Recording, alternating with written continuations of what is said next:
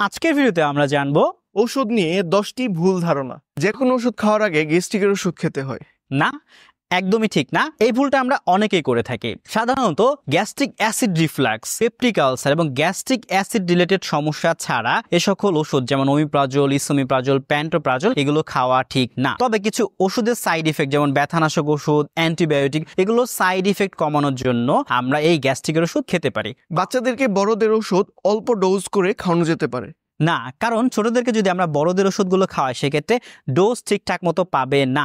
এবং আমরা জানি যে এমন কিছু ফর্মুলেশন আছে যেগুলো শুধুমাত্র বড়দের জন্য, এবং আমরা জানি যে বাচ্চাদের জন্য পেডিয়াট্রিক ফর্মুলেশন তৈরি করা হয় যেগুলো তাদের জন্য নিরাপদ। আরেকটা বিষয় হচ্ছে সব ওষুধই কিন্তু ছোটদের বডিতে কাজ করতে পারবে না, কারণ তাদের কিছু অর্গান যেমন লিভার, কিডনি এগুলো কিন্তু ঠিকঠাক মতো অল্প বয়সে ফাংশন করতে পারে না, সেক্ষেত্রে টক্সিসিটি দেখা দিতে পারে। ভেষজ বা হার্বাল ওষুধগুলো বেশি নিরাপদ কারণ এগুলো প্রাকৃতিকভাবে তৈরি। না, এটাও ভুল কথা। হার্বাল ওষুধগুলোরও সাইড ইফেক্ট রয়েছে, আর সব থেকে বড় সমস্যা হচ্ছে ডাক্তার আপনাকে যে ওষুধগুলো লিখে দিচ্ছে এই সকল ওষুধের সাথে হার্বাল ওষুধগুলো বিক্রিয়া করতে পারে, যাকে আমরা বলি পটেনশিয়াল ড্রাগ ইন্টারাকশন। এতে কি হতে পারে, ওই সকল ওষুধের সাইড ইফেক্ট বেড়ে যেতে পারে। আরেকটা ব্যাপার হচ্ছে এই হার্বাল ওষুধের টেস্টিং এবং রেগুলেশন অন্য ওষুধের তুলনায় কম হয়, সেক্ষেত্রে সেফটি এবং ইফিকেসি নিয়ে প্রশ্ন থেকেই যাচ্ছে। অতিরিক্ত ঝাল কিংবা তেলে ভাজা খাবার খেলে আলসার হয় না, আলসারের সাথে সরাসরি এ সকল খাবারের কোনো সম্পর্ক নেই। আলসার মূলত দুটি কারণে হয়, একটা হচ্ছে হেলিকোব্যাক্টার পাইলোরি, এই যে ব্যাকটেরিয়া, এই ব্যাকটেরিয়া ইনফেকশনে। আরেকটা হচ্ছে অতিরিক্ত এনএসআইডি, অর্থাৎ দীর্ঘদিন যদি কেউ এই এনএসআইডি মানে ব্যথানাশক ওষুধগুলো খায় যেমন ন্যাপ্রোক্সেন, ডাইক্লোফেনাক, অ্যাসপিরিন এগুলো খেলে আলসার হতে পারে। তবে কারো যদি অলরেডি আলসার হয়ে থাকে তারা এই সকল খাবার অ্যাভয়েড করার চেষ্টা করবেন, কারণ এই সকল খাবার আলসারের সমস্যাটাকে কি করতে পারে, আরো বাড়িয়ে দিতে পারে।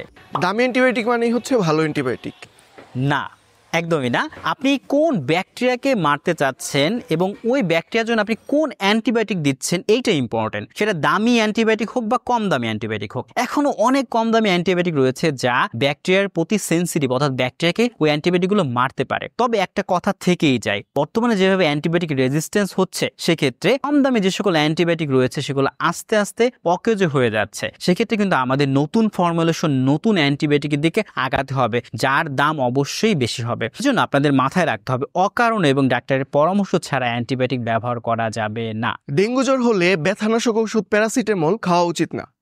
না, এটা ভুল কথা। ডেঙ্গু জ্বর হলে আপনি প্যারাসিটামল ব্যবহার করতে পারবেন, কিন্তু অন্যান্য ব্যথানাশক ওষুধ যেমন এনএসআইডি গ্রুপের ওষুধগুলো অর্থাৎ অ্যাসপিরিন, ডাইক্লোফেনাক, ন্যাপ্রোক্সেন এগুলো ব্যবহার করা যাবে না, কারণ এই সকল ওষুধের প্লেটিলেটের উপর প্রভাব রয়েছে। আর আমরা জানি যে ডেঙ্গু জ্বর হলে প্লেটিলেটের সংখ্যা কমে যায়, আর এই সকল ওষুধও যখন আপনি ব্যবহার করবেন তখন আপনার প্লেটিলেটের সংখ্যা বা প্লেটিলেটের কাজ করার ক্ষমতাটা কমে যাচ্ছে। এখন আপনার বডির ভিতরে যদি কোথাও রক্তক্ষরণ হয় সেখানে কিন্তু এই প্লেটিলেট গিয়ে রক্তক্ষরণটাকে বন্ধ করতে পারবে না, ফলে আমাদের বডিতে ব্লিডিং এর সমস্যাটা অনেক বেশি বেড়ে যাওয়ার ঝুঁকি থেকে যায়। এর জন্য ডেঙ্গু হলে এ সকল ব্যথানাশক ওষুধ খাওয়া যাবে না, তবে প্যারাসিটামল খাওয়া যায়, কারণ এই প্যারাসিটামলের সাথে প্লেটিলেটের কোনো সম্পর্ক নেই। কোলেস্টেরল মানেই আমাদের শরীরের জন্য খারাপ।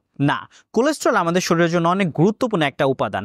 এই কোলেস্ট্রল আমাদের হরমোন তৈরিতে হেল্প করে, যেমন এস্ট্রোজেন, প্রোজেস্টেরন, টেস্টোস্টেরন। এছাড়াও এটি ভিটামিন ডি এবং পিত্তরস তৈরিতে হেল্প করে থাকে। আমাদের বডিতে দুই ধরনের কোলেস্ট্রল থাকে, একটা হচ্ছে এলডিএল, একটা হচ্ছে এইচডিএল। এইচডিএলটা হচ্ছে আমাদের ভালো কোলেস্ট্রল, আর এলডিএলটা হচ্ছে একটা দুষ্ট এবং খারাপ কোলেস্ট্রল। এই কোলেস্ট্রল যদি বেড়ে যায় সেক্ষেত্রে আমাদের হার্ট এবং রক্তনালীতে সমস্যা দেখা দেয়। আর এই এলডিএল কমানোর জন্য আমরা অ্যাটোরোবাস্টাটিন, রোসুবাস্টাটিন, সিমবাস্টাটিন এই সকল লিপিড লোয়ারিং ড্রাগগুলো খেয়ে থাকি। কোথাও কেটে গেলে বা ঘা হলে টক জাতীয় খাবার খাওয়া যায় না।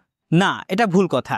বেশিরভাগ টক জাতীয় খাবারে ভিটামিন সি পাওয়া যায়, আর ভিটামিন সির কাজ হচ্ছে কোলাজেন সিনথেসিস করা, অর্থাৎ আমাদের যদি কোথাও কেটে যায়, ঘা হয়, সে সকল টিস্যুগুলোকে ঠিকঠাক করার জন্য, রিপেয়ার করার জন্য ভিটামিন সি খুব জরুরি। আর আমরা জানি ভিটামিন সি একটি ভালো অ্যান্টিঅক্সিডেন্ট হিসেবে কাজ করে, তাই কোথাও কেটে গেলে, ঘা হলে ভিটামিন সি বা টক জাতীয় খাবার খাওয়ার ক্ষেত্রে কোনো ভয় নেই। ঔষধ খাবার খাওয়ার আগে কিংবা পরে যে কোনো সময় খাওয়া যায় না, এটা ভুল কথা।